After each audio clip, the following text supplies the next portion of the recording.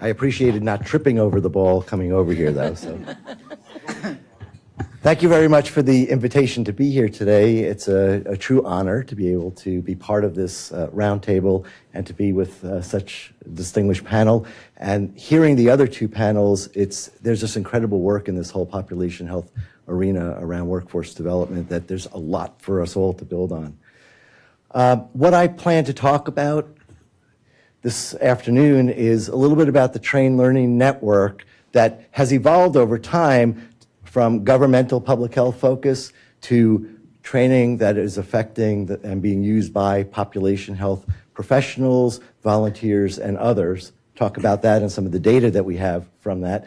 And then secondly, talk a little bit about the competencies for population health professionals that actually were finalized and are on our website now as of yesterday, Kathleen? Yes. So they are up there now, and I'll talk about where those came from, who they apply to, et cetera. Real briefly, who we are at the Public Health Foundation. Our mission is to improve public health and population health practice to support healthier communities. Workforce development is key to what it is that we do. And we went through a strategic planning process with our board of directors about 2 years ago, where one of our strategic goals, interestingly enough, was changed from what it was, and that was create opportunities for public health and healthcare alignment, to create opportunities for cross-sector alignment. And the reason for that was the recognition that it's more than public health and healthcare if you truly want to address population health needs and community health needs. So I'm going to talk about the workforce part of what it is that we do. We created the Train Learning Network now about 15 years ago. It grew out of state health departments in particular and local health departments saying, we don't know where to find training, we don't know how to access it, we'd like a way to track it, et cetera, et cetera. So we developed the Train Learning Network that currently has about 1.8 million users. Now we know that our governmental public health workforce is about 500,000 or so.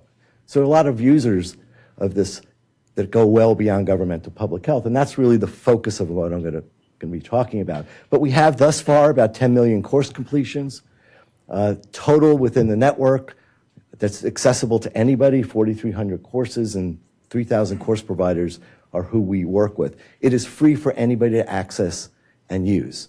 So anybody can create an account and use that. So who is using it?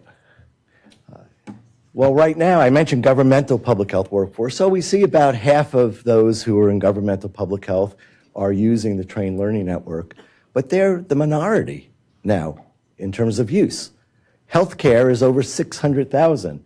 And then if we look at other in terms of private industry, nonprofit organizations, and a whole variety of people who just don't find themselves categorized in any of those, we have about 450,000 individuals. And then if we all go down to other governmental agencies, that's transportation, that's behavioral health. So we have here a lot of those who are part of the population health workforce. And if we look a little bit deeper into some of the other there, we have more what we think of as traditional in public health and healthcare, aid services, but we have brokerage firms. We have churches, construction companies, plumbing companies, renewable energy, et cetera, who are voluntarily going in, creating accounts, and taking training. Now, if we take it down to a state level, Delaware, well, here's an array of partners who also voluntarily chose to use what's called Delaware Train because we've connected a variety of states together in the network. So they have a whole variety of partners who are using their training system voluntarily to work together, to collaborate, and to take action for some of the population health needs in the state.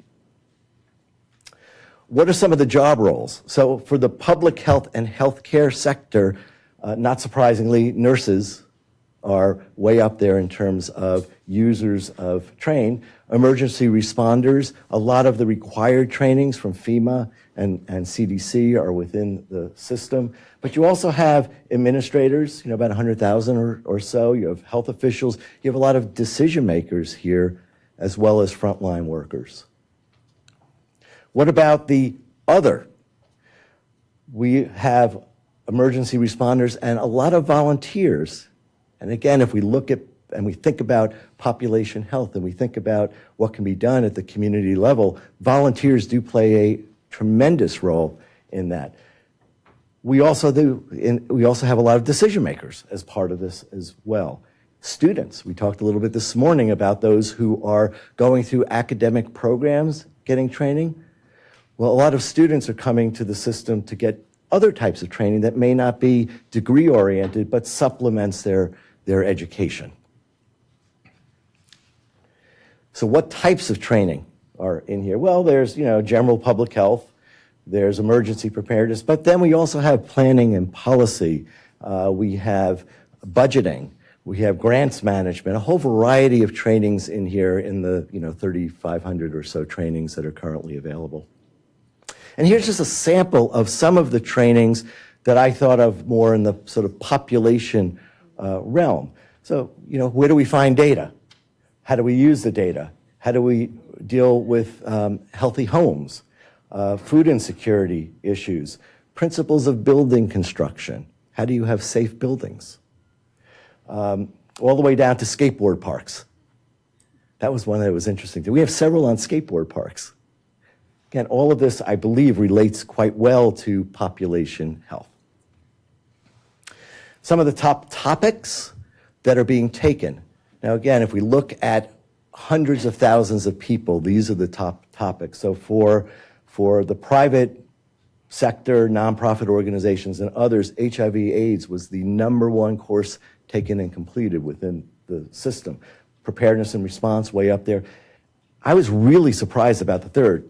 Trainings that are on communication tools for healthcare professionals was way up there in terms of what people are taking, and HIPAA. And you'll see HIPAA there as well for public health, preparedness as well, and civil rights is way up there as well. Courses dealing with civil rights issues are fairly high for the governmental public health workforce. So I talked about the training that people are taking and the data that we have, and there's a lot that we can learn about the data. And frankly, until I was asked about being on this panel, we hadn't mined the data quite this deeply. So thank you for suggesting that we do that. And I should mention that the data are available for others who choose to do some mining. So just contact me.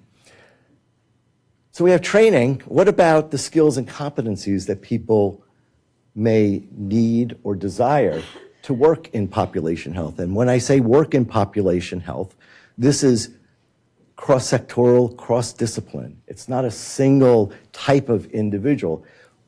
And you notice we say provide guidance. So we have a set of population health competencies that are meant to provide guidance to those who are working in population health. It's not meant to be a standard. It's not meant to be rigid. It's not meant to say you have to do all of it. It's just suggestions of what it is that may be helpful in terms of skills and competencies. And we went through a process to develop these, a lengthy feedback process working with the Hospital Association, Catholic Hospitals, AAMC, public health agencies, ASTO, NACHO, broad feedback through the web, et cetera.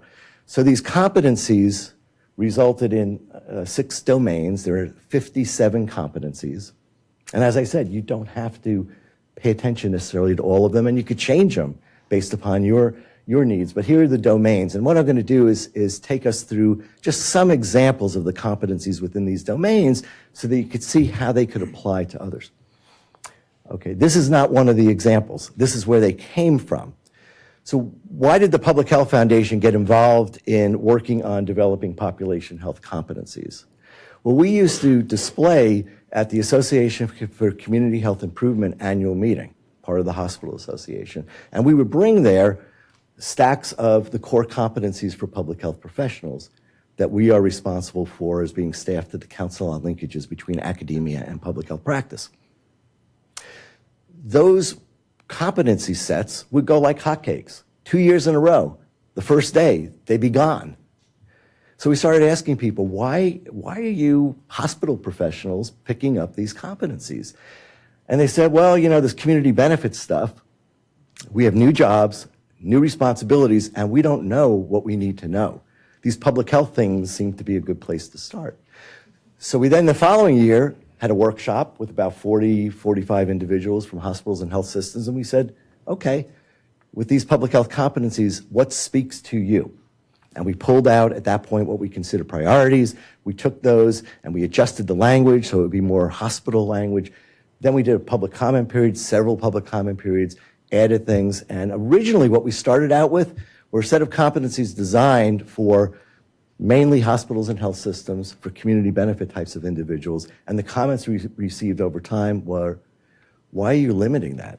Aren't these competencies that relate to people doing population health regardless of setting and regardless of discipline? So that's how we move this forward.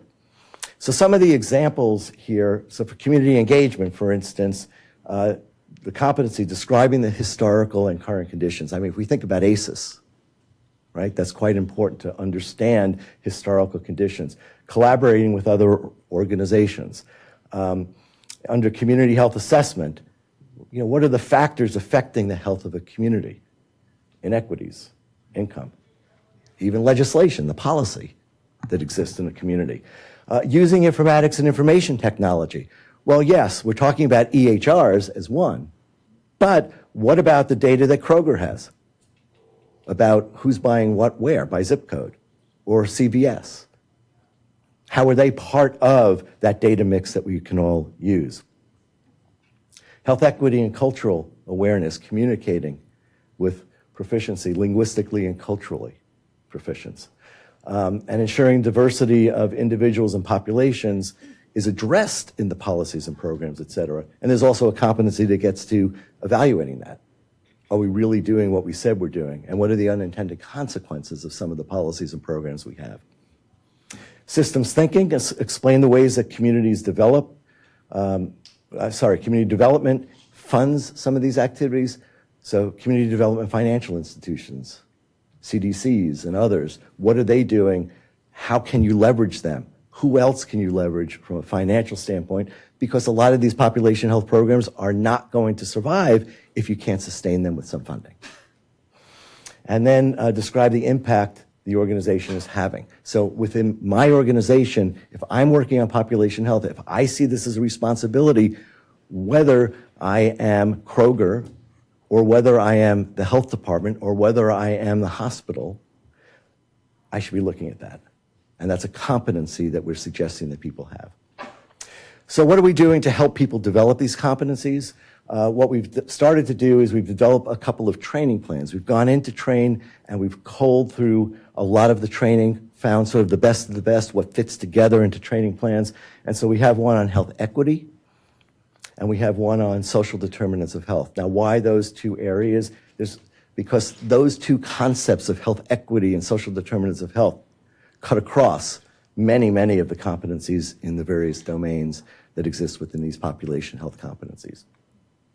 So what are some of the next steps? We're looking to potentially add those competencies into train so that people can search by those competencies. Right now, there are core competencies for public health professionals in there that you can search by for training by that. There are preparedness competencies and others, so we're looking at that possibility. Developing other training plans. The idea here is that people who are not necessarily in public health or healthcare, they're going to have difficulty going through 3,500 courses to find those that are appropriate for what they may need to know in population health. How can we make it easier, like the social determinants of health training plan? Disseminate the competencies through a whole variety of partners and networks who we already work with, and we're always looking for others to help disseminate those. Presentations, workshops, webinars, and then interest groups. So for instance, we're working with Cerner. We're part of their Social Determinants Innovation Collaborative, here's a mouthful, that has 40 to 45 different health systems as part of it.